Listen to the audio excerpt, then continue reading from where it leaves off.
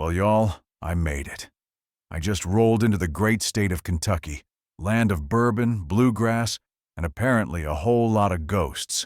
If you've been riding shotgun with me through the haunted swamps, spooky plantations, and cemetery-filled backroads of Louisiana, you know that trip was not for the faint of heart, or for people afraid of creaky rocking chairs moving on their own. If you missed it, go check out my Most Haunted Places in Louisiana series. Trust me, it's scarier than Kendrick Lamar locked in a room alone with Drake. But now, Kentucky's calling. And it ain't just the fried chicken and horse racing. Oh no, this place is packed with paranormal activity. We're talking haunted mansions, cursed roads, creepy asylums, and spirits that clearly didn't get the memo to rest in peace. From the hollers to the hilltops, Kentucky's ghosts are a little rowdier, a little weirder, and probably carrying a banjo. I'll be your brave, semi-willing guide as we tiptoe through some of the most haunted spots the Bluegrass State has to offer. You bring the popcorn and holy water. I'll bring the nervous laughter and a flashlight with dying batteries. Because why not? So buckle up, ghost hunters. Kentucky. Part 1 is here, and if the ghosts don't get us, the sweet tea overdose might. Let's get haunted, y'all.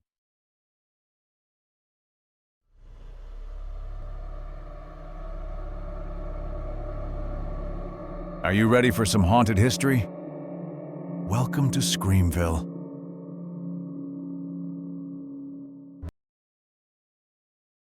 When you roll into Hopkinsville, Kentucky, you might be expecting Southern charm, small-town diners, and maybe a horse or two trotting past a white picket fence. But what you might not expect is a sprawling, Gothic-style building that looks like it's auditioning to be the next horror story of a Stephen King novel. Welcome to Western State Hospital, a place with a history as heavy as its iron gates and ghost stories that'll make you want to sleep with the lights on.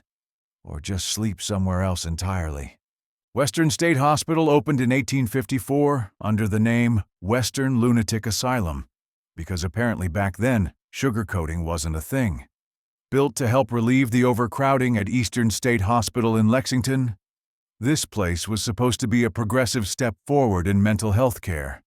Think wide hallways, open courtyards, and a philosophy that leaned more toward treatment and less toward shackles. Of course, that all sounds lovely on paper, but history rarely keeps its promises. Fast forward a few decades, and things took a darker turn. Overcrowding returned like an unwanted houseguest, and the hospital's reputation began to crumble. Stories of patient neglect, crude experimental treatments, and staff who were either underqualified or just plain cruel began to swirl. You know it's bad when people on the outside are scared of what's going on inside. And let's just say, some of those patients, they never really left, if the ghost stories are to be believed. One of the most commonly told tales involves the spirit of a young woman named Eliza, who was reportedly institutionalized for hysteria after daring to read too many books and talk back to her husband. She allegedly died under suspicious circumstances, and ever since, staff have reported hearing whispers in the library, books flying off shelves, and even sightings of a woman in a white gown pacing the old corridors. Apparently, Eliza still has a few things to say, and she's not whispering to be polite. Then there's the Shadow Man. He's not tied to any one room, which is just rude, but people have seen him darting around corners, hovering over patients' beds, and even standing silently in doorways. He's tall, featureless, and gives off the kind of vibe that says, "Yeah, I was probably the reason for someone's panic attack." Some believe he was a former doctor who went mad himself. Others say he's a demonic entity attracted to the decades of trauma soaked into the walls like mold. Either way, not a guy you'd want to invite to brunch. And of course, it wouldn't be a haunted hospital without the sound of phantom screams echoing through the night. Janitors and night shift workers have repeatedly reported hearing cries, moans, and even laughter when no one else is around. One poor nurse swore she heard someone yell, "Help me!" from a locked and empty room. When she opened the door, she found nothing but a cold breeze and the creeping realization that she probably wasn't getting paid enough. Another infamous ghost is Old Man Crenshaw, a patient who had a habit of banging his metal food tray against the walls when he didn't get dessert. After he passed away in the 1950s, the banging didn't stop. To this day, staff will sometimes hear rhythmic clanging coming from the dining hall long after it's been locked up for the night. Either Crenshaw is still fighting for his pudding, or someone needs to call a ghostly lunch lady. There are even stories about the elevator in one of the older wings, which has a tendency to go up and down on its own. People say it's the spirit of a former orderly who used to ride it constantly, either because he liked the peace and quiet or because he was too lazy to walk the stairs. Now, the elevator moves without buttons being pressed. Doors open with no one inside, and some swear they've felt a cold hand brush theirs when stepping in. Next time, maybe take the stairs. Western State has also been home to several ghost hunting teams over the years, most of whom left with more questions than answers, and a strong desire to burn their EVP recordings. One team caught what sounded like a little girl singing a lullaby. There are no children at the facility. Another group reported lights flickering in response to yes or no questions. That would be great for therapy sessions, if it weren't deeply terrifying. Today, Western State Hospital is still an active mental health facility, though many of the original buildings have been abandoned or repurposed.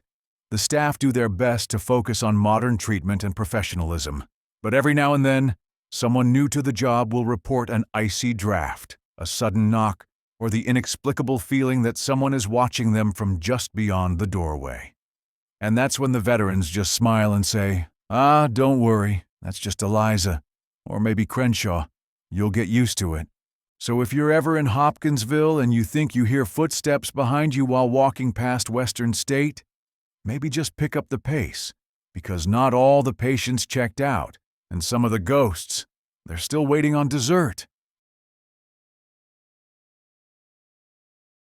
Tucked in the heart of Frankfort, Kentucky, sits Liberty Hall, a stately brick mansion that looks like it was plucked straight out of a Jane Austen novel and dropped off in the bluegrass. Built between 1796 and 1800 by John Brown, a founding father of Kentucky, this federal-style beauty was more than just a house. It was a symbol of pride, politics, and perfectly symmetrical windows. Brown wanted a grand home for his new bride, Margaretta, and something fancy enough to make his colleagues say, "Ooh, look who thinks he's fancy now." With its Palladian window and elegant garden, Liberty Hall quickly became one of the most important homes in early Kentucky. John Brown wasn't just any old politician. He helped Kentucky become a state, served in Congress, and entertained important guests under Liberty Hall's roof. This was no mere family home. It was the unofficial meeting place of Kentucky's movers and shakers. The Browns threw elegant dinners, hosted out-of-town dignitaries, and occasionally chased a raccoon out of the kitchen because, well, Kentucky. The place was always alive with the sound of music, politics, and Margaretta's firm insistence that everyone wipe their feet before entering. But not all visitors to Liberty Hall were living. Legend has it that one summer, Margaretta's aunt, sweet old Aunt Varick, came to stay.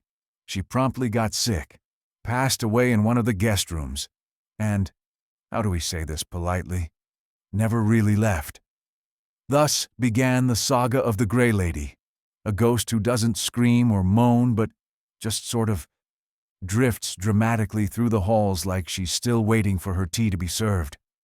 Family members have reported seeing her standing at the foot of beds, gliding down hallways, or staring out windows with the kind of intensity usually reserved for soap opera villains. One night in the 1880s, a young Brown descendant allegedly woke up to find the Gray Lady standing beside her bed, just vibing. Instead of screaming, she just rolled over and said, "Oh, Aunt Varick again."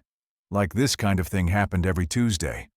Over time, the ghost became less of a terrifying presence and more of a weird, ghostly family tradition, kind of like that one cousin who won't stop talking about cryptocurrency at Thanksgiving. But the Gray Lady isn't the only spectral tenant. Another spirit supposedly haunts the garden, a mysterious woman in white, believed to be an opera singer who once performed at a grand party on the lawn and then vanished into the night. Of course, there's no record of an opera singer ever visiting, but when has that ever stopped a good ghost story? People claim to hear faint singing among the roses, which might be romantic, or just someone's ringtone echoing in the distance. Then there's the tale of the heartbroken soldier, a forlorn figure who appears outside the parlor windows, forever waiting for his lost love to return. It's unclear if he was from the Revolutionary War, the War of 1812, or just a guy who took rejection badly, but his ghost reportedly kneels outside in the moonlight, sighing dramatically like he's auditioning for a haunted Hallmark movie. Some say you can see his shadow even on cloudy nights, which is impressive ghosting technique. As time passed, the Brown family continued to live in Liberty Hall, even after the original senator passed away. The estate was eventually divided, and another home was built right next door by Brown's son, because nothing says family bonding like living within shouting distance. Liberty Hall remained in the family until the 1930s, when the last Brown descendant passed away. Instead of turning it into condos, thank goodness, preservationists stepped in and transformed it into one of Kentucky's first historic house museums. Today, Liberty Hall is open for tours and ghost hunting events. Visitors can walk through its elegant parlors, admire 18th century furniture, and try not to jump when the floor creaks mysteriously.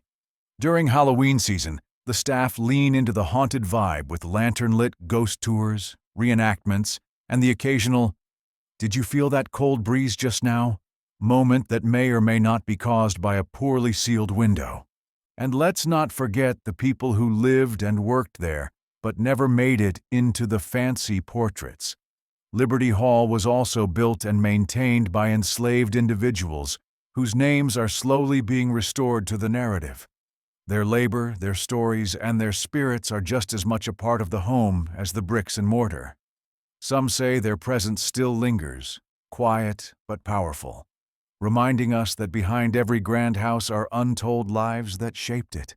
So whether you're visiting for the history, the architecture, or the hope of meeting a well-dressed ghost, Liberty Hall doesn't disappoint. It's a place where the past still lingers, sometimes in the form of a whisper down a hallway, a flickering candle, or an unexplained footprint in the dust. One thing's for sure. At Liberty Hall, the house might be silent, but it's never empty.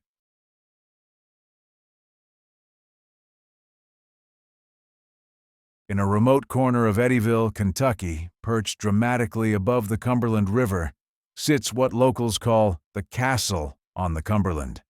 And no, it's not some fairy tale fortress. It's the Kentucky State Penitentiary. With its towering limestone walls and Gothic architecture, it looks more like Dracula's summer retreat than a prison. Built in the late 1880s, this place has seen over a century of darkness, drama, and the occasional ghostly shuffle.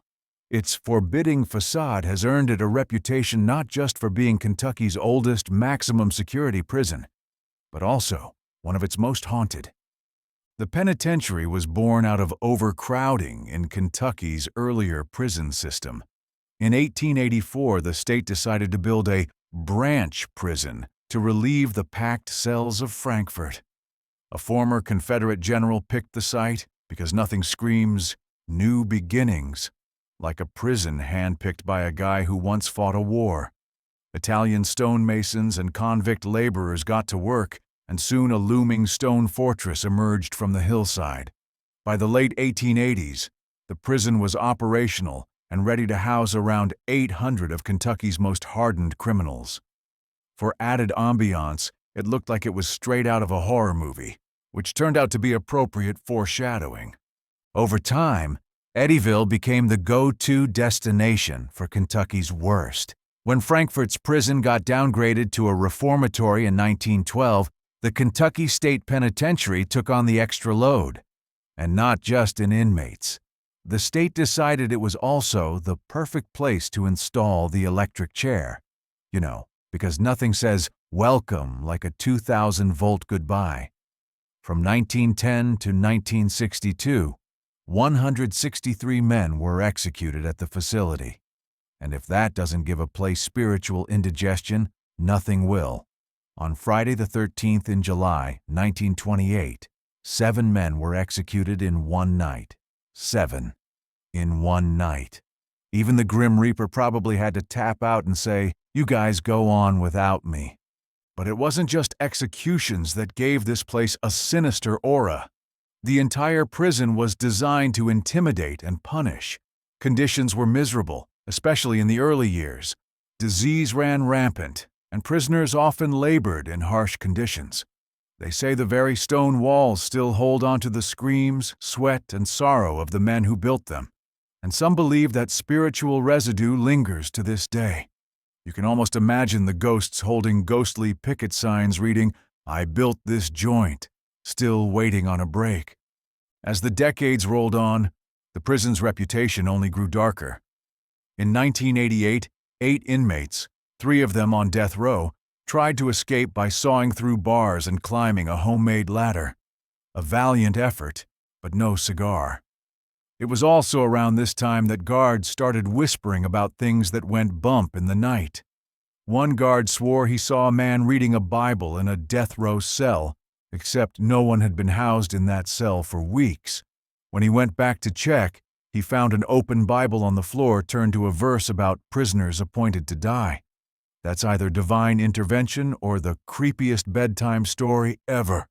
Some prison staff over the years have reported cold spots, phantom footsteps, and shadowy figures that dart around corners.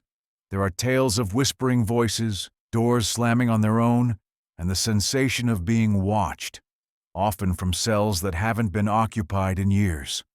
One story tells of a death row inmate whose execution was so violent, the lights in the surrounding cell block flickered out and refused to come back on for days. Maintenance blamed it on faulty wiring. Everyone else blamed it on Red the Electric Ghost. The penitentiary also played host to a long list of infamous inmates. Murderers, serial killers, and the kind of folks who make horror movies feel like rom-coms have all passed through those stone gates. Some died there, either at the hands of the state or through their own doing. Others simply served out their time with the quiet intensity of men who knew they were never leaving. If any of those souls had unfinished business, KSP is where their restless spirits still roam, possibly fighting over who gets top bunk in the afterlife. Executions resumed in the late 1990s after a long hiatus. Harold McQueen Jr. was the first to go, followed by others over the years. But with each new death came more ghost stories. Even guards who don't believe in ghosts have been known to avoid certain hallways after dark. One rookie reportedly quit after just 2 weeks, saying, "I didn't sign up to work security for the living and the dead." Fair enough. Even some of the staff housing near the facility has its own reputation. Stories circulate about a preacher who used to serve inmates and now supposedly walks the halls of his old home, long after passing on. Lights flicker, footsteps echo on wooden floors, and one guard swore he saw the silhouette of a man in a hat standing at the window late one night. When he went to investigate, the room was empty and cold as the grave. The prison today still functions as Kentucky's only supermax facility. It houses around 800 inmates, including death row. It has a full-time staff, a warden, and all the modern upgrades you'd expect, though no amount of new paint or security cameras seems to stop the eerie feelings people get when they walk the grounds. No one really talks about it in official briefings, but ask anyone who's worked there long enough, and they'll say the same thing. This place has a soul, and not all of it belongs to the living. The inmates wear color-coded jumpsuits now, just to make things easier for the guards. But it doesn't help the ghosts. If you see someone in khaki after lights out, maybe ask what year it is before you engage. And if they say 1928, run. There's even a rumor that the prison's old electric chair, though long retired, still emits a faint hum. Some say it's just old wiring. Others say it's the spirits of those who sat in it, still waiting for someone to pull the switch again. Visitors aren't allowed to just waltz in with ghost hunting gear and start poking around. This is still a high-security prison, not a haunted hayride.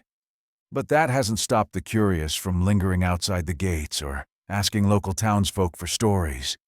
Most of them will tell you to go home, not because they don't believe, but because they do.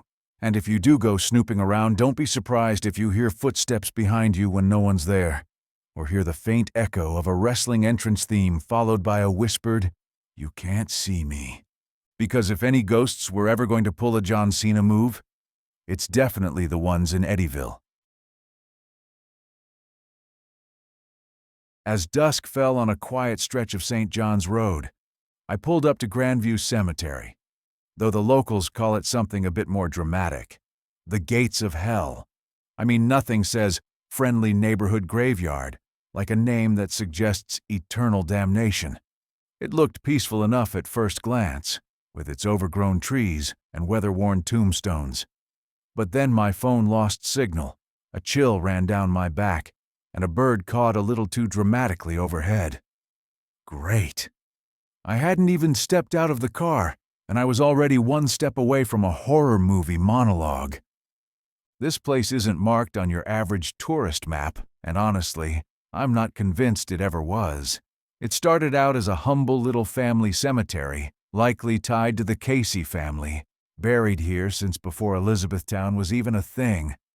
Some of the tombstones date back to the 1700s, which in ghost terms makes this prime haunting real estate. It never expanded into a grand cemetery. It just sat here in the Kentucky hills, collecting dust, legends, and the occasional ghost hunter who thinks their EMF reader is the key to the afterlife. The road leading to it is the kind that makes you reconsider every horror movie you've ever watched.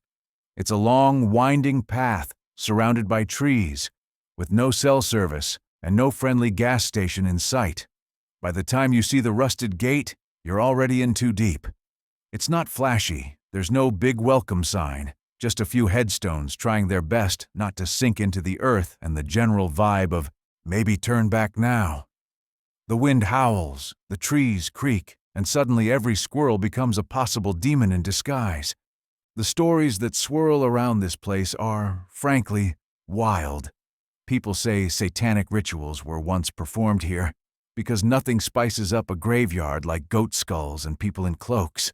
There were even rumors of animal sacrifices in the woods nearby, which is about the time I decided maybe we should stick to haunted Taco Bells instead. Whether or not that's true, the place has become a magnet for weirdos, thrill seekers, and folks with night vision cameras who say things like, "Did you hear that?" every 2 seconds. And then there are the orbs. Glowing, green, floating orbs to be exact. People say they've seen them hovering above the ground, zigzagging through the trees like haunted fireflies with attitude. Others claim to have heard screams echoing through the woods, or felt invisible hands brush their shoulders. And you better believe there are those who say they've seen full-on shadow figures skulking between the graves. Personally, I just saw my own reflection in my car window and nearly passed out, so I'm not judging. It gets weirder. One local legend insists that if you don't leave an offering, like a toy or a coin, your car won't start when you try to leave. Naturally, I found a collection of plastic dinosaurs, Barbie heads, and a creepy doll tied to a tree branch. Honestly, if I were a ghost, I'd haunt people just for giving me such terrible gifts. But hey, it's the thought that counts, right? Besides, my car did stall for a hot minute when I left, so I tossed a quarter on a stump and hoped for the best. Over the years, this creepy little cemetery has become a kind of ghostly hangout spot.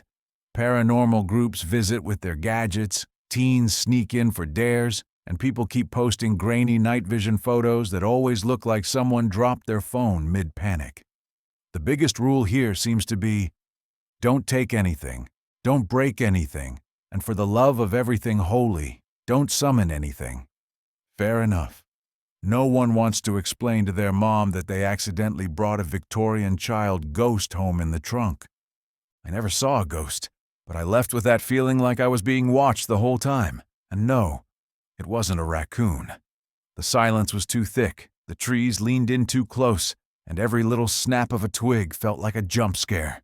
No zombies either, which is probably for the best, because I wasn't prepared to go full Rick Grimes and start swinging a shovel around. Still, I drove away a little unnerved, a little amused, and fully convinced that Grandview Cemetery isn't just haunted. It's the kind of place that messes with your head, just enough to make you wonder, what if?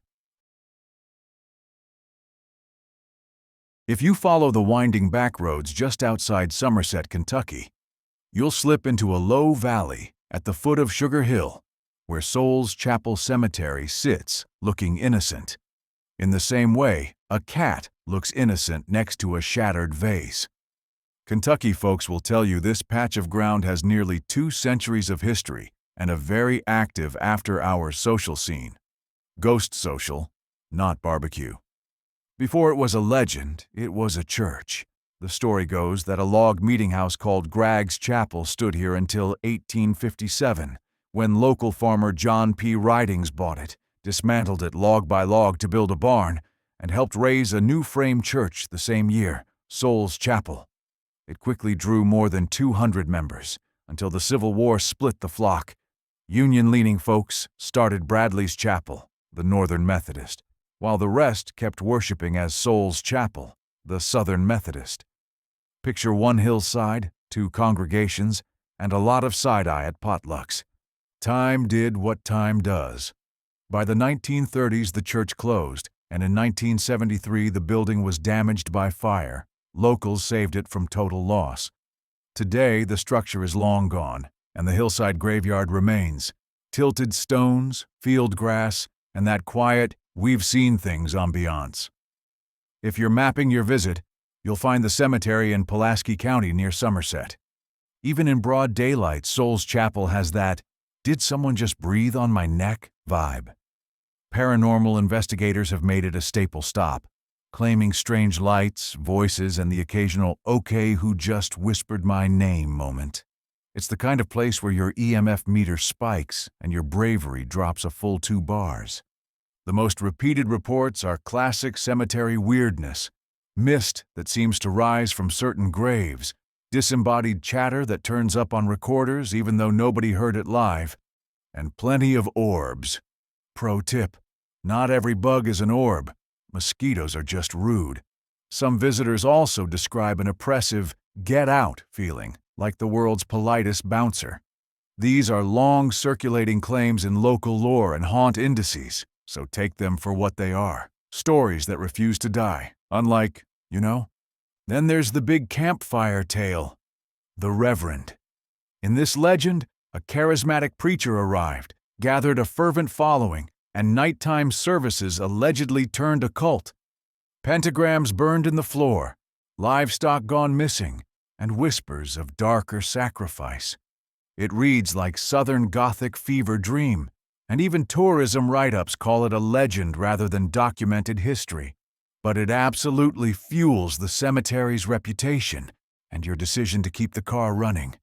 If you come armed with a recorder, locals say lay it on a headstone and let it roll. People claim to capture murmured conversations, sighs, and names.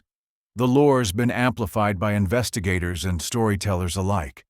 Even the Southern Gothic crowd has given Souls Chapel its own episode. Whether it's EVPs or imagination, this hill has inspired more "did you hear that?" than a middle school sleepover.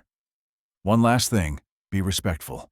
The site's been vandalized over the years, which is why locals organized cleanups and even public pleas to treat Souls Chapel like the cemetery it is, not a prop. If you visit, go in daylight, tread lightly, and leave only footprints, preferably not running ones. Also, snakes live in Kentucky. If something hisses at your ankle, that's nature, not Beelzebub. Maybe. On October 8, 1862, the quiet farm country around Perryville, Kentucky, erupted into one of the Civil War's nastiest wake-up calls. 2 armies collided after weeks of marching in a brutal drought. Soldiers from both sides were hunting for water when they ran into each other, and the hills did the rest. By nightfall, more than 7,600 men were killed, wounded, or missing. and Kentucky's largest battle had stamped itself on the land, and, locals say, on the afterlife. It's hard to picture now, strolling those rolling fields, that the whole fight almost didn't register with the Union boss because of an acoustic shadow. Yep, Don Carlos Buell was close enough to be in a group text, but the hills muffled the gunfire and he didn't hear the catastrophe, until late. Meanwhile, Braxton Bragg's Confederates punched hard but withdrew overnight, leaving the Union to keep Kentucky for the rest of the war. The numbers: approximately 71,000 troops present, approximately 7,612 casualties, and one very cranky landscape. The drought wasn't just background atmosphere, it was the reason both armies piled up here. Springs and streams around Peters Hill and Doctors Creek became five-star destinations for parched soldiers. Picture two crowds sprinting toward the same water fountain at halftime, except everyone's carrying a musket and nobody's sharing. That scramble for water lit the fuse on the day's fighting. When the shooting finally stopped, Perryville's farmhouses turned into emergency rooms with 1860s decor, blood on the floors, bullet holes in the walls, and surgeons who measured success in how fast they could amputate. The H.P. Bottom House, caught in the crossfire, became a major field hospital. For decades, people could point out the scars, patched siding, bullet marks, and stories of limbs stacked outside like cordwood. If you're wondering why the property feels charged, that's a lot of trauma per square foot. Today, the battlefield is a state historic site with miles of trails and an excellent museum, but it hasn't exactly quieted down. Visitors report phantom musket fire echoing across the ridges, as if the hills stored the noise and play it back when the park rangers aren't looking. Others swear they've heard distant drum beats and the thud of hooves where no horse or drummer exists. The park even issues special permits for paranormal investigations, which is the most Kentucky way to say, yes, you can politely hunt ghosts if you fill out the form. If you linger around the stretches where General Patrick Cleburne's men advanced, keep an ear out for a very specific spook: the gallop of a horse that never arrives.